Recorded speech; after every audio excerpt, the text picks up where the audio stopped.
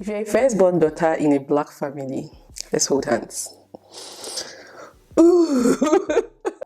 The trauma. Oh my God. I don't even know what got into me, and I decided to talk about firstborn daughters. Maybe because I have lived it, I'm currently living it. And I just feel like I need a place to discuss it and hear other people's experience as firstborn daughters in an African home. Why I specifically said black or African home is just because I don't know how in other cultures firstborn daughters are being treated or their kind of responsibilities. I'm a firstborn daughter coming from a very large family, and I have 5 younger siblings. And I just feel like I needed a place to talk about my experience, the trauma, the advantages, the disadvantages, check in with you guys. How are you guys coping? I'm not the only crazy person, etc. Sit down and let us gist. All that's said is done, all that's done. My earliest memory of my siblings, my younger siblings, was when one time we went to play with our neighbors, and I remember my immediate younger sister. I can't remember what made her cry, but I remember backing her, and I can't tell how old I was, but I'm sure I wasn't more than 6 years old. I also remember beating some of my younger siblings, and looking back now and some of the things that I've experienced, I just feel like I started being a parent quite early. People might not see it as much or understand what I mean by that, but as a firstborn daughter, you kind of have the responsibility to make sure that all your siblings are okay in the absence of your parents, even sometimes in the presence of your parents. I do not like house chores. I hate them with passion. Just because when I was growing up, as a firstborn daughter, it was my responsibility to make sure that the house was clean. And because I come from a very large family, I was cooking for a lot of people. Sure, it has not been rosy. It has not been easy. Guys, some days I want to go crazy. Let's not start with the negatives, because trust me, also being a firstborn daughter, I know that there are some advantages to it. But some of the good things that I love about being a firstborn daughter is the fact that I can boss people around. Sometimes when I travel home, maybe for Christmas, even when I was younger, sometimes I could send my siblings on errands, even though at some point they might ignore me, but at least there's a 50% or 60% chance that when I send them on errands, they go. It has its own advantage. Another thing too is that being the firstborn daughter as well, my opinion most times matter. So maybe let's say, for example, my parents, maybe they want to do something or make a decision in someone else's life or my life. Whenever they say, oh, let's hear what Chidi has to say, because my opinions matter. So that was also a very good thing. Another thing too that I also enjoyed about being a firstborn daughter is the fact that I have younger siblings that I relate with so much. Like, because I took care of them, sometimes, let me not say that I see them as my kids, but I have this beautiful bond and relationship with them, like people that I know that no matter what happens, they are going to be there for me. Also, the fact that people know you. Let's say, for example, maybe when we were growing up, maybe we travel to the village and they want to share gifts or give us money. It's usually, where's the Ada? So when I come out, they give me money. I always make more money than my siblings because I'm the Ada. I don't know if that makes sense. And then even sometimes too, when we go out to eat, they always look out for, okay, keep this for them. But like being a firstborn daughter has also taught me, to be very independent. One of the things that I take away from it, being independent is not bad. It just means that you don't have to rely on people to get things done. It also made me very hardworking, I would say, because maybe just because you know that you have people that you need to take care of, so automatically you just go to, being a nurturer, you have to go and cater and make sure that everybody's okay. So you work your ass off to be successful so that you can help other people get better.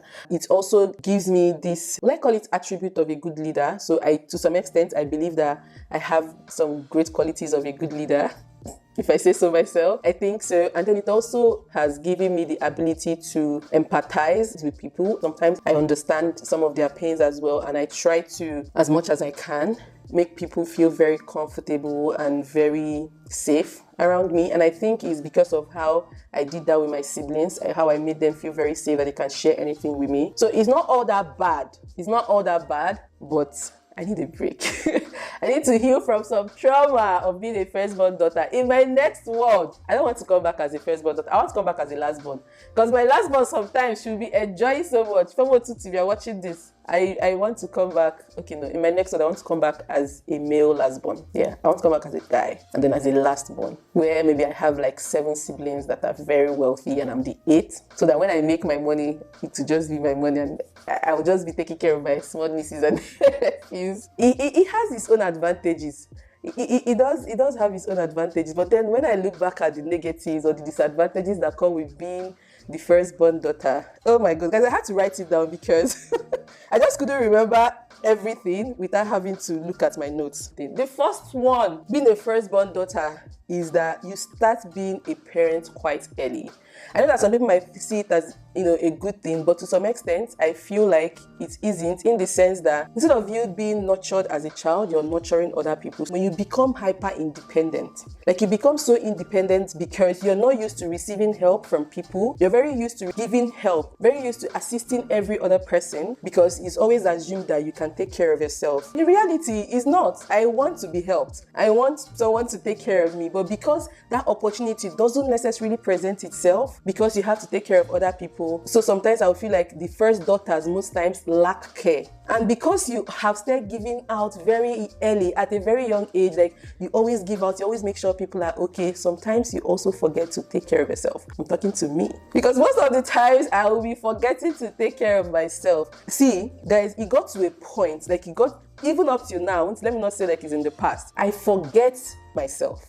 Like, as long as everybody, if something is going on in my life, and maybe one of my siblings or a parent, something else is going on in their life, and maybe theirs is not as trivial or trivial English as mine, because I don't know how it happened, but it just code switches that my brain thinks that, theirs is more important, that as long as they are okay, every other thing in my life is okay. But when someone wants to help me genuinely without maybe getting anything in return, I just assume that I have to repay or immediately do something for that person because I'm not used to receiving help. Being super independent, yes, it has advantages of being independent, but the disadvantages too is not good, because now you struggle. Let's say, for example, you have an intimate relationship with a man, and you know that in the sense of a man's responsibility in a relationship is for the person to protect and provide. But now, because of that hyper independence, you're now playing the role of a man in your relationship. Let me know if you think differently. The next thing too that I wrote down, high functioning anxiety. Oh my God, I can't remember how it started or where it started, but I have to make sure that everybody is okay. Even when nobody is expecting you to do that, but because it's something that you started doing when you were so young, you now unknowingly carry the weight of the world on your shoulder. You carry the weight of everybody around you on your shoulder to make sure that they are okay. It's not that you even knowingly do it. I don't do it knowingly, but because I've been taking care of people since I can remember, it now happens that because of that pressure of making sure that everybody is okay, it also comes with anxiety. Sometimes when a phone call is coming in from anybody, I get too scared. There was this time I had to warn my sister. Let's say, for example, I get a missed call from my sister, and then I see a message from her, how far? Because that's the way my sister used to type her message. She'll not be like, how far? And there's nothing. Guys, I start panicking. I start having this anxiety that something might have happened to either her or one of my siblings or a parent. And this fear came to reality August 15th, around 5 a.m. My sister called me. I was so scared. Immediately I picked the call. The first thing I heard was, Chidi, daddy's dead. See, guys, being a firstborn daughter comes with anxiety. I'm working towards it now. Like, I'm trying to learn, or I'm learning to, take care of myself. The other thing too is that we tend to become very self-sufficient. If you're dating a firstborn daughter, I beg you, and you see that she struggles to ask for help from you, when something happens, she takes care of it immediately without asking for your opinion or asking for your help. Or it's not that she doesn't need your help, but it just, because of the way her brain has been wired, automatically enters that zone of solve this problem. You don't need any other person but you. As long as you can solve this problem, every other person will be okay. Because you don't want to stress. Because they will assume that if you're coming to help them, they are going to be inconveniencing you. And they don't like to inconvenience people because they are already used to doing things or dealing with people and things by themselves. That is also why it boils down to being hyper independent. Firstborn daughters, how are you people doing? Because, oh my God, some days I want to give up. Some days are also like very happy days. Like when I see my younger siblings thriving, it gives me so much joy and satisfaction that, okay, some of the things that I have done or some of the life I've lived, they've taken example from me and all of those things. When you see them thriving, there's this satisfaction and fulfillment that comes from it. But then it's also, like I said in the beginning, it has its downsides as well. Me, I'm still struggling. Like sometimes there are some decisions that I want to make in my life. I just can't go straight ahead and make that decision without having to think of, my parents or my younger ones. People can say, well, don't think of anybody else, but it's not that easy. Because you've catered for these people for so long in your life, can hardly make a decision without them being part of that decision you're going to make. So I'm not assuming that this is all firstborn daughters. There are some firstborn daughters that had it very easy. Maybe they had cousins that, helped make things easier for them. I've been taking care of people all my life that I struggle to take care of myself. I know that I struggle. Sometimes I forget. I forget. Recently, I made a decision to take a little break from work. And before I could come to that real decision,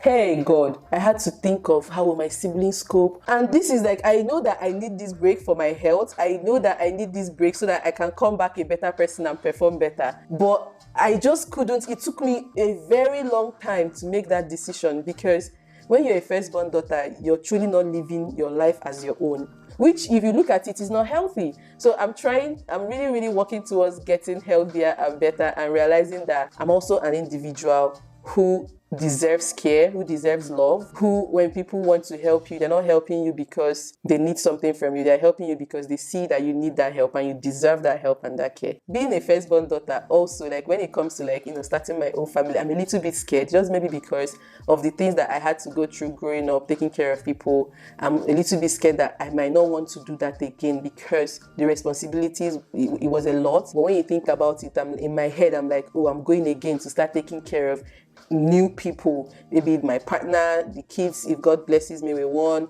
or 2, the kids, you have to take care of them again, and not realizing that you will have a partner that will help you. But in my head, I've already assumed that I'm going to be the one that is going to be doing everything. So you might be like, oh, but it's just something that you have to remind yourself. It's not that easy, because imagine having to do it for almost close to 26, 27, 28 years of your life, and then all of a sudden you just have to not be independent anymore, or not to nurture or take care of people. It's extremely hard. Sometimes my friends, they do a very great job to remind me that, Tuski, look out for yourself, take care of yourself. Those people will be okay.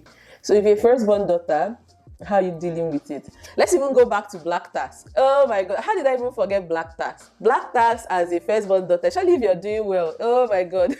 Guys, I have 5 younger siblings. I also have small cousins and relatives. And I'm not living abroad for that matter. So people will just automatically assume that you're doing extremely okay, and that once they ask you for help, they're supposed to get that help immediately, forgetting that you being the firstborn daughter, you have tons of people depending on you, right? So by the time you give this person, and that person calls, you give this person, and that person calls, you're spreading yourself so thin that sometimes maybe when you say no, you don't have, some people might just assume that you're lying.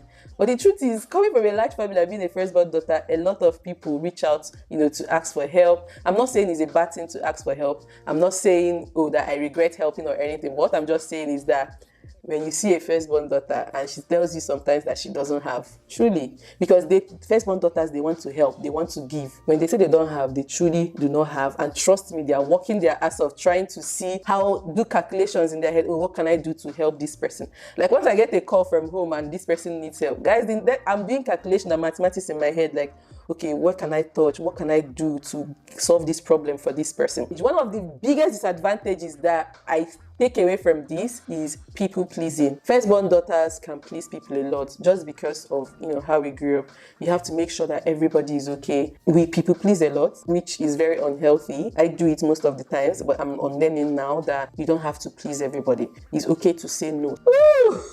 This is me ranting, guys. I don't think I have any other thing to say, but yeah, I just wanted to rant and check on firstborn daughters. I want to know how you guys are doing. I really want to know how you guys are coping with being firstborn daughters.